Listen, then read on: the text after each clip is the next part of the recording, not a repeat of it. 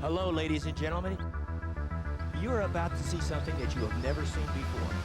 The Ultimate Fighting Challenge. This ring is something else. In a battle where anything can happen, anything can happen, anything can happen, and probably will.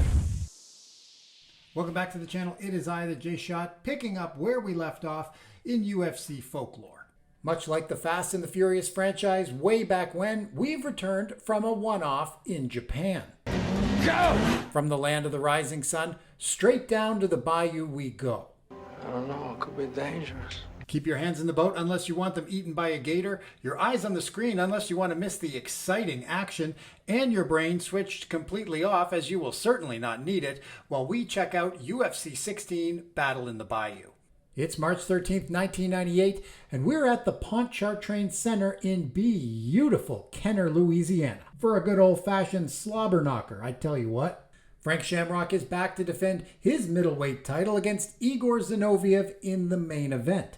A man expected to not only last longer than 22 seconds with the younger Shammy, but truly give him a run for his money. I hope Frankie's ready. Shamrock really feels like he is going to have to push it to the limit. We'll also see the return of Kimo, a guy best known for looking like a nutcase, losing a match and celebrating like a nutcase, and, well, yeah, actually being a nutcase. But credit where it's due, he's tough, durable, and knows how to handle himself in the octagon. He doesn't mind being on his back with a bigger man trying to pound him. There's also a lightweight tournament which is now 169.9 pounds and below of pure steel and raw guts. If it seems like lately they're just making up new weight classes every event, that's only because they are. That'll be contested by Mikey Burnett, Eugenio Tado, Townsend Saunders, and UFC Hall of Famer Pat Milotic. And Jerry Bolander, who might have already won a lightweight tournament at UFC 12 slightly more than a year ago, back when the division went to 200 pounds, will square off against Kevin Jackson. This is like the most unbelievable card we've had in a long time. If Rogan says it, then that's good enough for me. Mikey Burnett and Eugenio Tado jerk the curtain for the main card. I'm not sure which is tougher to spit out, Eugenio's last name or calling a grown man Mikey. He says he doesn't mind being called Mikey. He's one of the younger children in the family, so it's always been Mikey. He likes it. Hey, Mikey! Once the camera guy figures out which one of them is the fighter and which is the corner man, we should be all set for a 12-minute plus 3-minute overtime war. Our referee for the evening, Big John McCarthy. That's the story of my life. No respect. No respect. Back when crowds were calling for the biggest and strongest to duke it out, immediately Burnett and Tado show everyone why lighter fighters can put on some of the most exciting scraps. Mikey's solid boxing background helps him score on a number of uppercuts, but he doesn't come away unscathed. Early on, he attempts a guillotine but can't finish, though he remains in a dominant position for 2/3 of the fight. After a brief pause, they restart on their feet and continue to slug it out, really putting on a show. The uppercut keeps working for Burnett, who follows up after landing one, and just before the 10-minute mark, referee Joe Hamilton calls it off before Eugenio takes too much damage. It might seem a bit premature to fight fans 25 years later, but when you see him seemingly sleepwalking out of the cage, not exactly under his own power, maybe it was the right call after all. But let's not make a habit of these early stoppages, okay, guys? Next up, it's Patty Boy Milotic and Townsend Saunders. The master of the Milotic fighting system is said to be experienced, while they point out that it's his opponent's first UFC fight. Of course, neither have ever set foot in the octagon before, but hey, gotta put something on the graphic. He wanted us to list him tonight as 29, but I'll tell you what, this guy is someone who should not be ashamed of his age. Milotic has a unique and diverse set of skills, with Saunders a highly accomplished wrestler. Has Townsend Saunders ever really been punched? Well, has he? I mean, that's probably going to come up since the guy he's fighting Is a Muay Thai boxer. From the word go, they look to make it a grappling match. Saunders is a bit stiff in the stand-up, but he keeps control of Milotic on the ground for the most part. When Pat tries to find a sub, Townsend tries to make one up. The full 12 minutes sees them trade dominant positions in a very close fight. This overtime will probably determine the winner. Most of the final frame is spent with Mr. Milotic holding his opponent against the cage, but with mere seconds left, Saunders looks to either seal it or steal it with a takedown and a flurry of punches. The bell sounds and Paddy is named the winner by split decision, which earns a chorus of boos from the crowd. This is 16 UFC events in, plus all those other ones. We know our stuff by this point, okay? Some of us fans even have the license plates to prove it.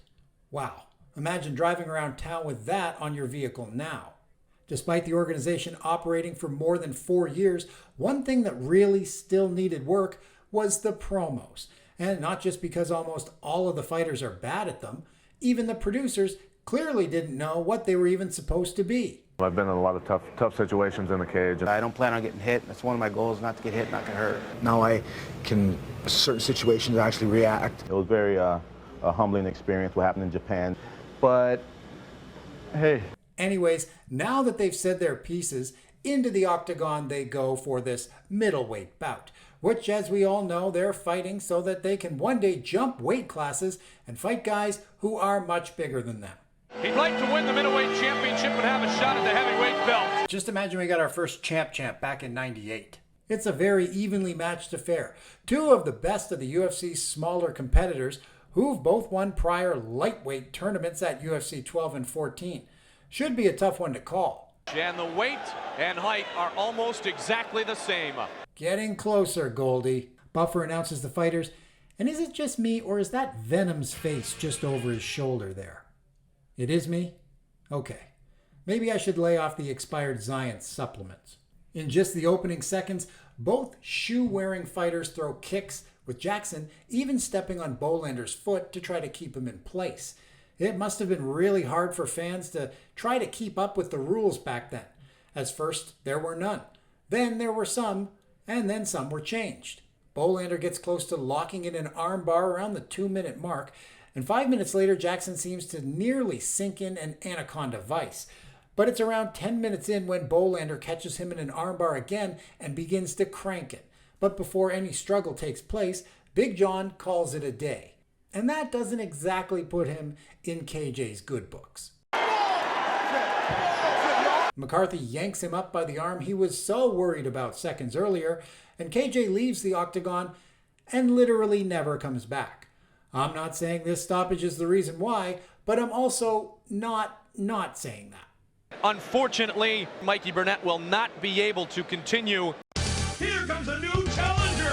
Chris Brennan, who fought in an alternate matchup, will advance in the lightweight tournament. Chris Brennan, a submission expert with a striking background who is excellently trained and prepared, is ready on short notice after dispatching some other guy earlier in the night. Said, you know what? I hope I'll get a chance to fight on TV. You know what? He's going to get a chance to fight on TV. Tell me you don't have anything prepared to say without telling me you don't have anything prepared to say. It's Muay Thai versus Brazilian JJ, that old song and dance. Shown in the crowd are two women who likely didn't need to pay for tickets. Perhaps they're there to offset the next camera shot, that of Brennan himself, who, if I ever do the all UFC ugly team, this man's likely got a starting spot locked up. Look away, I'm hitting. Brennan immediately comes out swinging while Milotic seems to want to draw him in. Paddy, a lean striker from Iowa, is the original Jake Tyler, but with his broad skill set, he still looks comfortable on the ground against a submission artist like Brennan. With only 3 minutes left in regulation, the West Side Strangler decides Milotic's shoulder has been cutting off his oxygen long enough and taps. It may not be pretty, but it works, and Paddy Boy becomes the new lightweight tournament champ. Time for the co-main event. It's Octagon newcomer Tsuyoshi Kosaka against the man who put the whole sport on his back.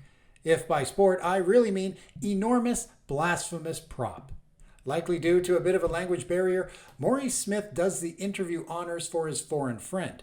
But after watching Kimo's video, my experience in the octagon, it helps me to deal with certain situations. I mean, honestly, Kosaka should have just given it a whirl. Like, he'd have to work pretty hard to be worse at it than this. I do whatever it takes to win. Whatever it takes.